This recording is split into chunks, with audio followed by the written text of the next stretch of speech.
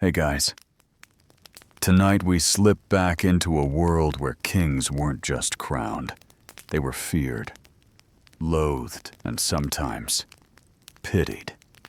You're standing in a candlelit stone chamber, thick with the smell of sweat, wet linen, and something metallic, maybe blood. A French queen lies pale and groaning on a massive feather-stuffed mattress, while anxious midwives exchange glances. One clutches a wooden cross tight against her chest. Something's wrong. Then the baby arrives. But it's not the smooth, sweet bundle of joy you're imagining. No. This infant emerges writhing, twisted, and shrieking like a banshee. His spine arches where it shouldn't, his limbs seem to tangle, and one midwife gasps loud enough for everyone to hear. For a moment, silence. Then the whispers begin. He's bewitched. The queen consorted with demons. No normal child bends like that. You probably wouldn't survive 10 minutes in a medieval delivery room, especially not this one. So before you get comfortable, take a moment to like the video and subscribe, but only if you genuinely enjoy what I do here. And hey, let me know where you're watching from and what time it is over there. I'm always curious how far these sleepy stories travel. Now dim the lights, maybe turn on a fan for that soft background hum. And let's ease into tonight's journey together. They name him Charles because of course they do. France has a thing for that name. But this one, born in 1403, won't be like the others. His back is hunched. His walk, when it comes, is more shuffle than stride. And his head, slightly oversized, leans forever, just a little to the left. At least that's how the chroniclers describe him. One monk from Rouen reportedly fainted when he first saw the child. Not the best PR for a royal baby. Still, the royal physicians do what they can. They prescribe warm baths and chamomile amulets made from crushed emerald, and even goat's milk laced with ground pearls. None of it works. Charles remains misshapen. His bones don't seem to grow in the right direction, and by age 4, his speech is still a jumble of half-syllables and wet consonants. Yet somehow Charles survives. In a century where infant mortality is a grim lottery, he clings to life like a spider on silk. Some say that's proof of divine favor. Others mutter it's the devil keeping him alive for darker reasons. Either way, he lives. And the court begins to adapt. Nannies are instructed not to flinch. Courtiers rehearse keeping their faces neutral. And artists, well, they get real creative with portraits. You'll find no grotesque renderings in the royal galleries, only softened features, draped cloaks, and suspiciously well-proportioned bodies. It's a medieval version of Photoshop. Still, the boy, king-in-waiting, becomes a walking rumor magnet. Peasants say he was born with a snake's tongue. A discontented page once claimed Charles could speak backward in Latin. He was fired, of course, but not before his tale spread like damp rot through the kitchens and stables. By age 8, Charles is beginning to understand he's different, not just in body, but in station. His father, the current king, is distant, absorbed in warfare and administration. His mother, Queen Isabeau, is elegant, but cold, with the warmth of polished marble. Charles is largely left in the hands of tutors, eunuchs, and one unusually kind hound named Balthazar, who sleeps beside him each night and licks his crooked fingers with delicate loyalty. You take your first steps in court around this time, if you're Charles, and the marble halls feel colder than they should. You walk with one shoulder lower than the other, dragging your left foot, just enough to click against stone. The noble boys your age call you Crooked Crow behind your back. The girls curtsy out of fear, not respect. And yet, one day, a curious thing happens. One of the scholars asks Charles a question about Roman history, and instead of mumbling a half answer, he rattles off the entire lineage of Julius Caesar backwards. There's a stunned silence. The room shifts. The crooked prince may be bent, but his mind, razor sharp. From then on, his education changes. More books, more scrolls, more maps. Charles becomes fluent in Latin and Greek. He's obsessed with astronomy, even though the stars always seem to betray him. Spoiler: the 15th century is not a lucky time to be born under Saturn. He memorizes poetry and military strategies like someone might memorize phone numbers, if phones existed, which they absolutely don't. But intelligence doesn't save you from mockery. When he's 10, Charles is presented to the court during a formal banquet. You can almost feel the velvet of his robes and the heavy golden chain around his neck as he hobbles into the hall. His crown slips slightly askew as he bows. A noblewoman coughs into her glove to hide a laugh. One of the jesters whispers something about goblins. Charles hears it all. Every smirk, every glance. And for a brief moment he stops walking. He doesn't cry. He doesn't yell. He just turns and stares at the jester long enough that the man stumbles backward and falls straight into a bowl of stewed pigeon. A joke reversed. The court laughs with Charles for the first time.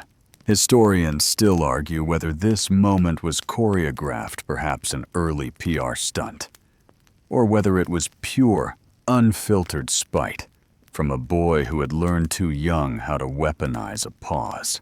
There's one quirky tale from this period that always sticks out. Apparently, Charles used to talk to mirrors. Not the kind of playful chatter kids do, more like full-blown strategy sessions. He'd sit in front of a silver-backed glass and whisper plans to his reflection. One lady-in-waiting swore she heard him ask, "Do they see me as a man or a monster?" No one dared answer. By age 12, Charles is still far from the throne, but fate, cruel as ever, is about to give him a nudge. His older brothers start dying off, one from a fever, one from poisoned wine at a diplomatic dinner. One mysteriously vanishes during a hunting trip and is never found. Royal life, it's like Game of Thrones minus the dragons, and with more gout. And so by a twist of death and dumb luck, the bent-backed boy becomes heir apparent. France tries to brace itself. They build stronger wheelchairs. Tailors design robes that drape to hide his shoulder curve. Royal priests hold extra masses just in case. But the question hangs thick in every hall, like smoke. Can this deformed child really become king? You watching now probably know the answer. But the people then didn't.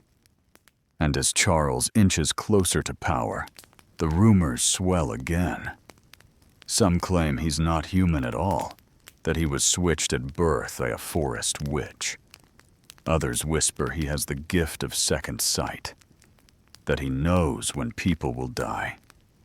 And sometimes, they're right.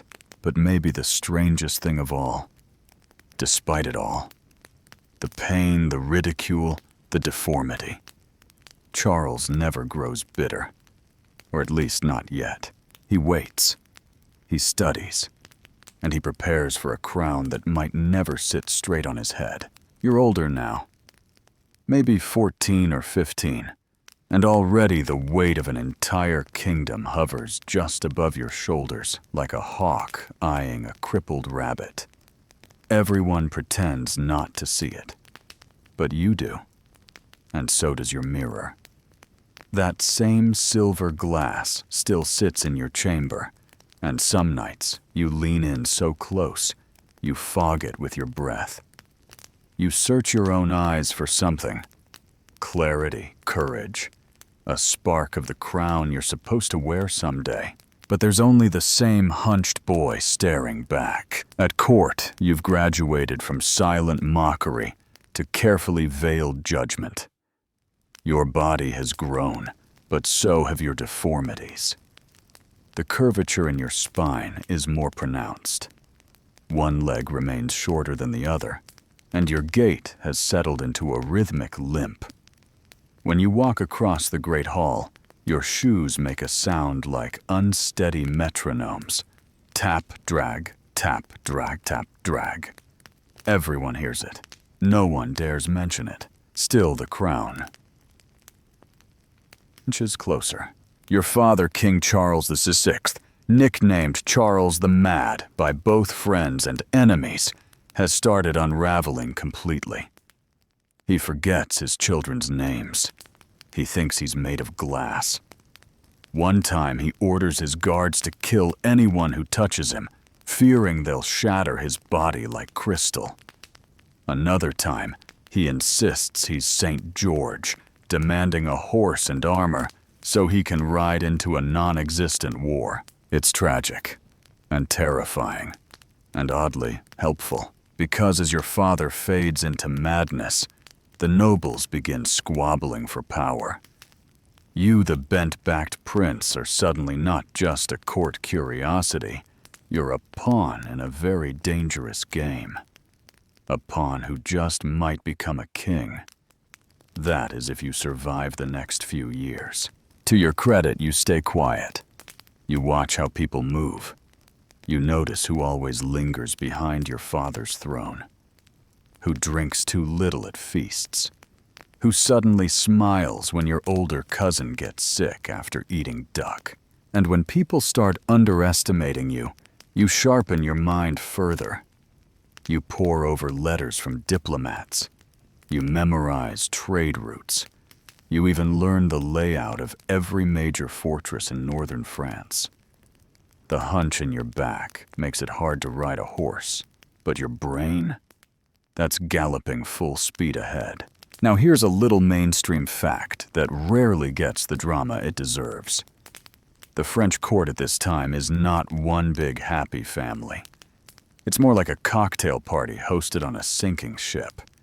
You've got the Burgundians power-hungry and calculating, and the Armagnacs noble in theory, but honestly kind of violent in practice.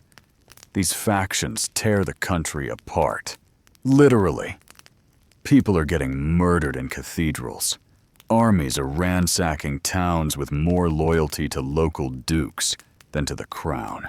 And here you are, a teenaged prince with a twisted back, and no allies strong enough to protect you from a dagger in the dark. One night, you overhear two nobles discussing your condition outside the tapestry room.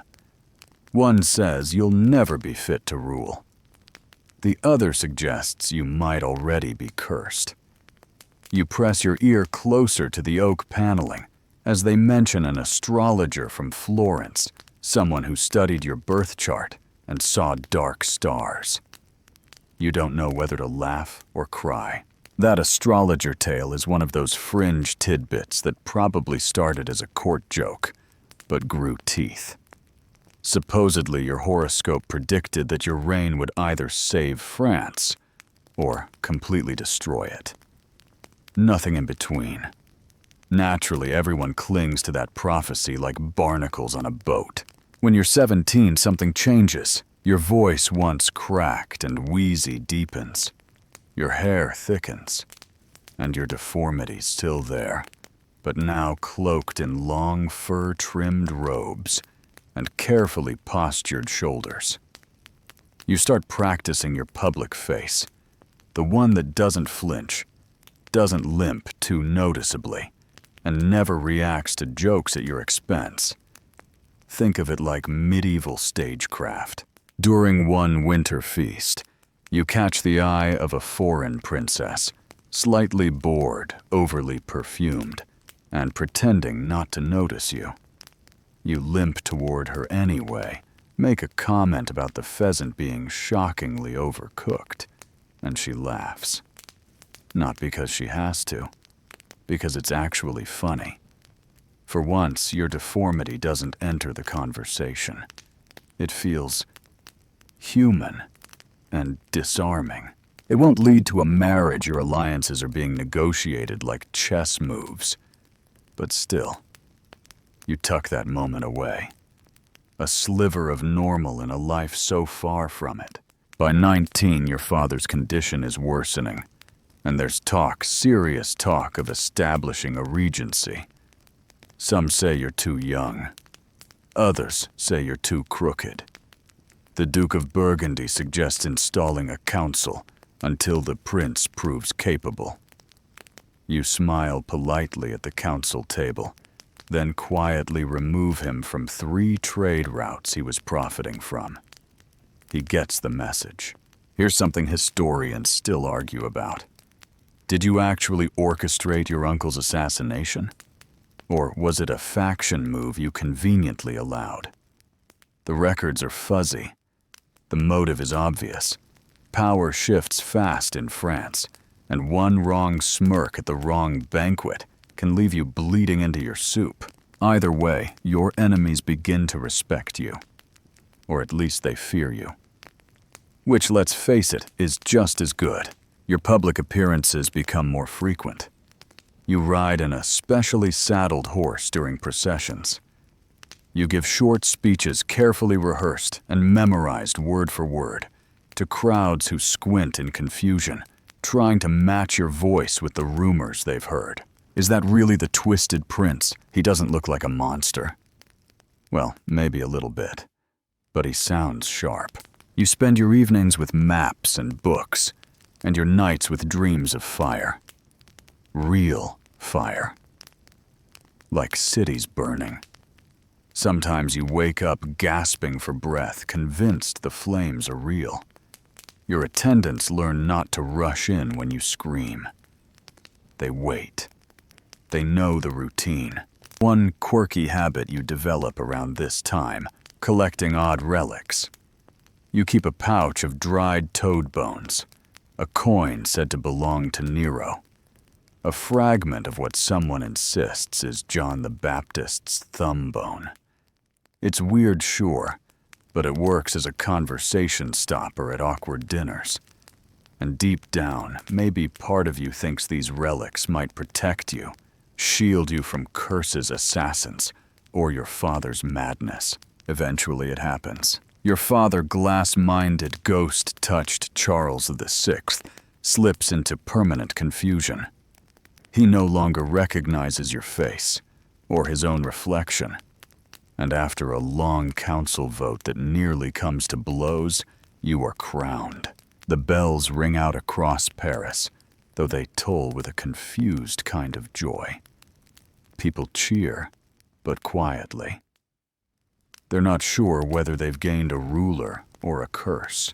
And you sit on that heavy throne crown, pressing unevenly against your head, spine aching beneath the velvet. The crown wasn't made for you. Nothing was. Still, you grip the arms of the chair, straighten as best you can, and look out across the court with calm, crooked defiance. Let them whisper. Let them call you Bewitched. You're the king now, so now you're king. King of France. King of a crumbling kingdom, a divided court, and a populace that isn't sure whether to kneel or light protective candles in your presence. The coronation was stately enough. Incense, Latin chants. A crown that never quite sat level on your head, no matter how many times the bishop adjusted it. But the murmurs never stop. Some claim the ceremony was cursed. Others say the holy oil dripped off your forehead in the shape of a serpent. You'd laugh if it weren't so exhausting. Still, you're not here for their comfort. You're here to rule. And you do sort of. From your first days on the throne, everything's a negotiation. Between your own dignity and your twisted spine. Between feuding nobles. Between your counsel and your conscience. Every decision feels like walking a tightrope with one leg shorter than the other, and in a way that's exactly what it is. Your enemies waste no time. The Duke of Burgundy sends congratulatory envoys, who speak in double meanings. The Armagnac leaders offer pledges of loyalty, but only if you grant their sons titles, their nephews land, and their horses diplomatic immunity. Yes, really. You smile, you sign, and you start keeping a list. Publicly, you're the bowed king with clever words and tired eyes. Privately, you're sharper than ever. You remember every slight, every sideways glance, every hand that lingered too long on your throne's armrest. France doesn't know it yet, but your deformities don't mean weakness. They mean you've learned how to move through fire without catching flame. And that's useful because France is already burning. There's famine in the south. Mercenaries are pillaging border towns. Trade routes have collapsed. The English are sniffing around again like wolves at the edge of campfire light. The 100 Years' War is still technically on, and you've inherited the messiest chapter. You try reforms. You cut court spending. You order food stores to be redistributed from wealthy abbeys to starving villages. And when one bishop protests, you summon him personally and ask whether Christ would approve of gilded goblets while peasants eat moss. He resigns the next day. Publicly. Tearfully. But for every win there's a shadow. People start blaming you for things that go wrong. Crops fail. The king's twisted shadow poisons the wheat. A comet streaks across the sky. It's a sign of his unnatural reign. The heir of a noble house dies in childbirth. A curse cast from the throne room. You're a king, but you're also a walking omen, and still you press forward. You try diplomacy with England. One delegation offers a marriage alliance, a princess named Isabella, delicate and clever. She arrives with a wardrobe larger than your entire treasury and a laugh like glass breaking. You marry her. Of course you do. Because you're a king, and kings marry for alliances, not love. But love, well, that's complicated. She looks at you with something between pity and curiosity. At night, she avoids your chambers. During court functions, she keeps her hand on your arm, but never squeezes. Once in private, she tells you your eyes are kind. You reply that she's the first person to notice. The marriage produces no children.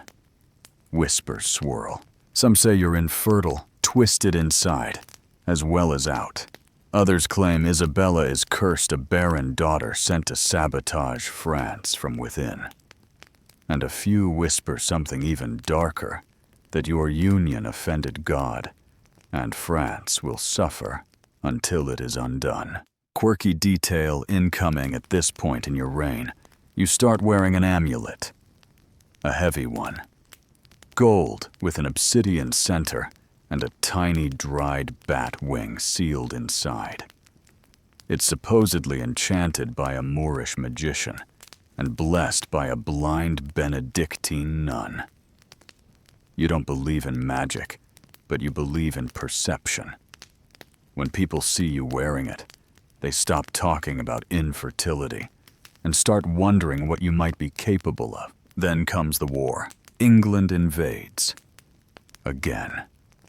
They land in Normandy like they always do, because apparently they have a discount travel package for medieval invasions, and the battles begin. You can't ride into combat, not with your body, but you command. You strategize. You write letters laced with urgency and sarcasm, urging dukes to unite instead of hoarding troops like rare cheese. And somehow, despite everything, you win a few skirmishes, but not all. One loss stands out: Agincourt. Yes, that Agincourt. You're not there personally, but your army is. And it gets absolutely obliterated by English longbowmen, and a patch of unfortunate mud. Over 6,000 French soldiers fall. Nobles die like flies. A disaster. You don't speak for 2 days after the news arrives. Not out of grief, out of calculation. When you do speak, your voice is soft, your words pointed. We do not break. We bend, like the oak in winter. The court prints it on banners. It becomes a rallying cry.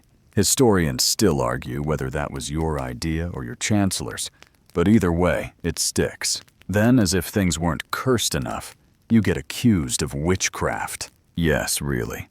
Not by the Inquisition, but by your own council. They find a scroll, some half-burnt document allegedly outlining rituals for summoning spirits.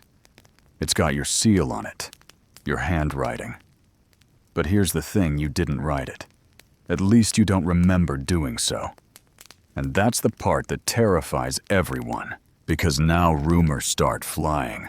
The king communes with demons. He talks to mirrors again. He hears voices through the crown itself. You deny everything. Formally. Publicly. You even allow a search of your chambers. The scroll disappears mysteriously during the investigation. No culprit is found, but the damage is done. Priests hold exorcisms in the palace. Nobles stop making eye contact. Your wife moves into a separate wing of the castle.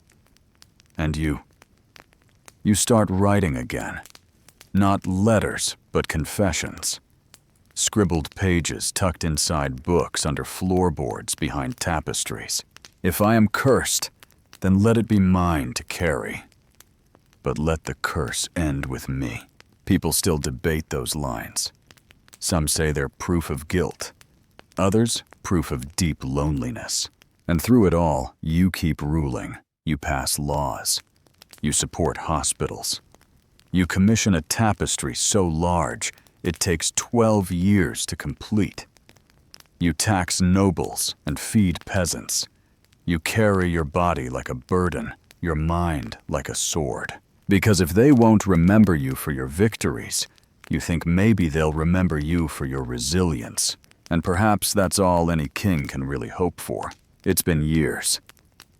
Now years of ruling a kingdom that doesn't quite love you, doesn't quite hate you, but definitely keeps one eye open when you're in the room. France is still bleeding from war, bruised from famine, and limping along with a monarch who, if we're being honest, matches its mood a little too well. You're older. Not old, but older in that heavy, bone-deep way. Your spine curves more sharply. The pain in your hips is constant now, a dull roar that you mostly ignore because you have to. The physicians suggest trepanation. You suggest they try it on each other first, and still you rule. The mirror in your chamber. Yes, the same one from your boyhood has become your nightly companion again. You talk to it sometimes, half for strategy, half for company. Your reflection never disagrees, never winces, never reminds you that your back is more crooked than ever.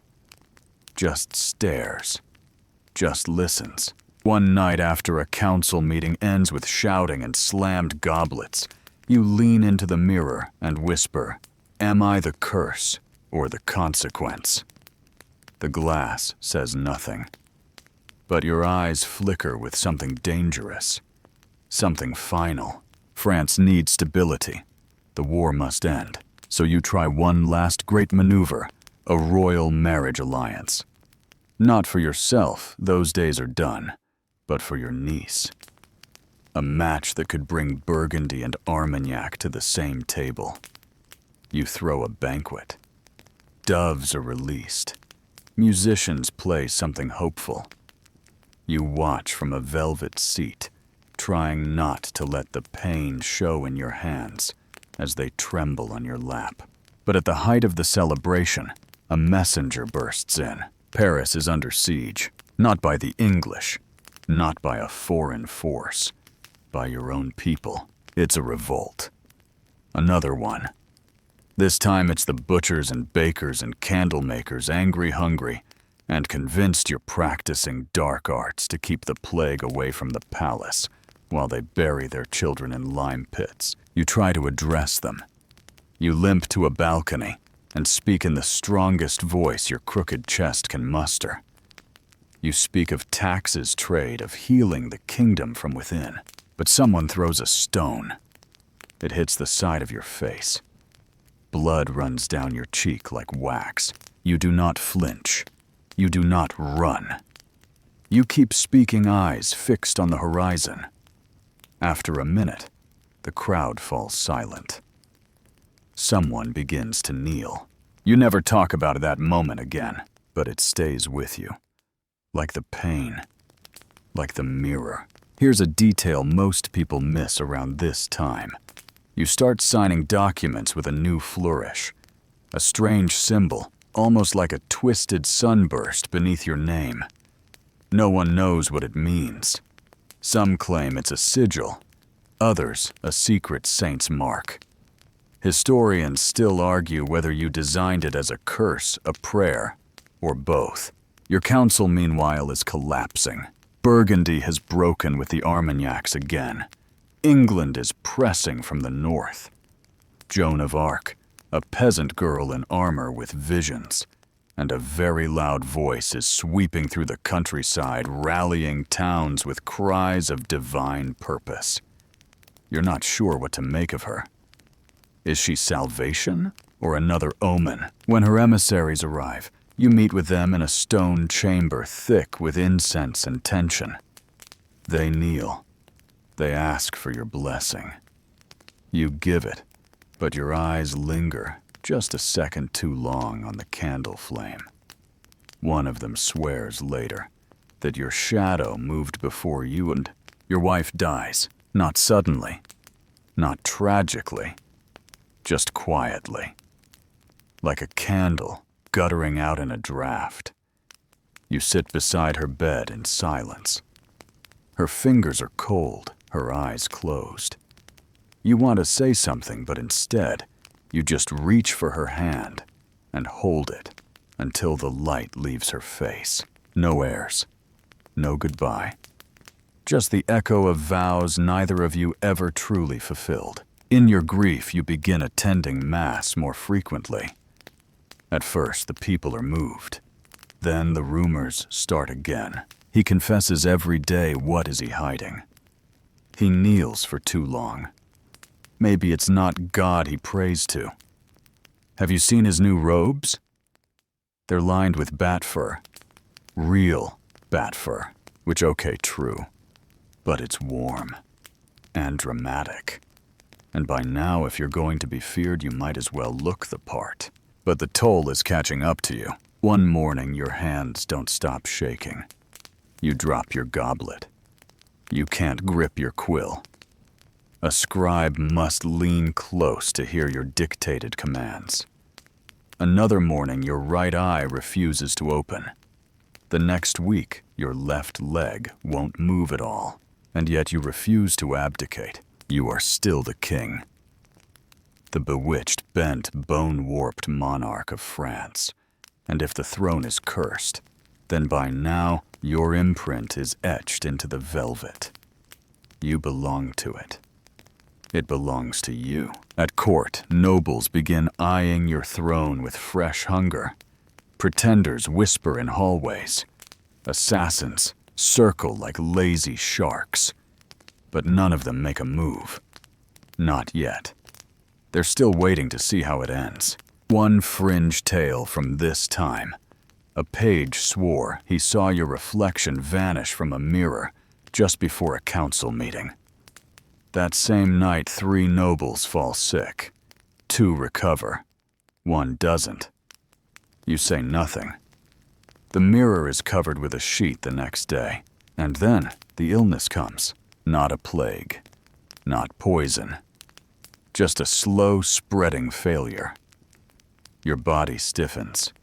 Your spine curls tighter. Your breathing shallows. You sleep more, eat less. The physicians can't name it, but you know what it is. The end. One morning you call for a priest. You confess everything, every sin you remember, every moment of doubt, every half-lie, every betrayal you never spoke aloud. The priest weeps when you finish, not out of fear, out of relief. The king is still human, he says, even now. That afternoon you ask for the mirror, the same one. Your reflection is pale, sunken, and slouched even in bed. You smile at it. One last time. Then you sleep, and you do not wake. They say the bells rang flat on the morning you died. Not solemn, not triumphant, just flat, as if the bronze itself couldn't decide how to feel about your passing. The people gathered in clusters, quiet, unsure. Some crossed themselves. Others muttered dark prayers under their breath. One woman threw a clove of garlic into the street and spat twice over her shoulder. Just in case. You had no children, no dynasty waiting, no clear air the people adored. Just a throne that now felt colder than stone, and a legacy twisted into the shape of your spine. The royal physicians prepare your body. It takes hours, not for the usual rites, but because they can't quite figure out how to lay you flat. Your spine resists. Your joints lock. One assistant reportedly faints.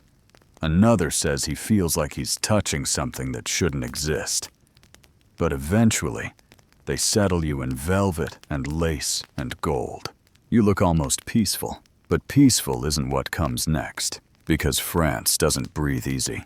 It holds its breath. Your funeral is lavish. Of course it is. The court lines up in embroidered black. The cathedral smells like incense and candle wax, and the sour sweat of people pretending not to panic. Your coffin is carved with lilies and lions. Your crown rests slightly off-center, just as it always did. But then comes the dissection. Yes, the dissection. In secret behind closed doors, the court physicians perform an autopsy. Unusual for the time, even controversial. But they argue it's necessary for science, for posterity, for understanding. They find your spine twisted like a corkscrew, your rib cage asymmetrical, your heart slightly displaced to the left. One physician insists he saw something like a third kidney. Another swears there was a mark burned onto the inside of your skull. They argue for hours. Was it natural deformity? Was it illness? Was it divine punishment? Or something stranger? Historians still argue whether any of that is true, or just gossip dressed in robes of authority. The records are vague. The findings conveniently lost in a fire a decade later. But the whispers live on. You become legend, the twisted king, the cursed monarch, the ruler who bent but never broke. In the decades that follow, your name is used as a warning. Don't anger God, or you'll end up like him. Or as praise. Even he ruled through fire. What's your excuse? And sometimes as a joke at taverns.